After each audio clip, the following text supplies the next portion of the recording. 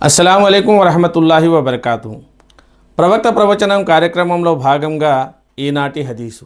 Hazrat Abdullah bin Amr ఉల్లేఖనం ప్రకారం ప్రవక్త మహనీయ ముహమ్మద్ సల్లల్లాహు అలైహి వసల్లం వారు ఇలా ప్రబోధించారు: మీకు 4 విషయాలు ప్రాప్తమైతే ప్రపంచంలో మరే వస్తువు ప్రాప్తం కాకపోయినా అది మీకు నష్టకరం కాజాలదు. అవేమిటంటే, మొదటిది అప్పగింతను కాపాడటం. సోదర సోదరీమణులారా, మహనీయ ముహమ్మద్ సల్లల్లాహు అలైహి వసల్లం వారు అనేక సందర్భాల్లో సందర్భోచితంగా బోధనలు చేశారు. అప్పగింతను కాపాడటం అంటే వస్తువుల్ని అప్పగించినప్పుడు ఆ వస్తువుల్ని భద్రపరిచి తిరిగి ఒప్పజెప్పటం అని మాత్రమే అర్థం కాదు. సామాజిక వ్యవహారాల్లో మరెవరైనా బాధ్యతల్ని స్వీకరించటం కూడా అప్పగింత లాంటిది.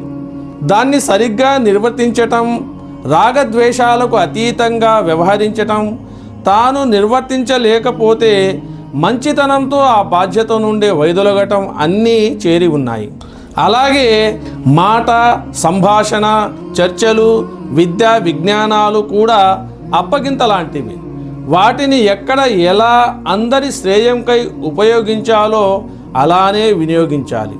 అంతేకాని వాటి ద్వారా మనస్పర్ధలు పెరిగే, సమాజంలో విచ్ఛిత్తి ఏర్పడే ఏ అవకాశము రానివ్వరాదు. చిత్తశుద్ధితో వీటిని పాటిస్తే పరలోకంలోనూ ప్రతిఫలం ఎటూ పోదు. మరొక హదీసుతో మిమ్మల్ని మళ్ళీ కలిసే ప్రయత్నం చేస్తాను. అంతవరకు సెలవు. అస్సలాము అలైకుం వరహమతుల్లాహి వబర్కాతు.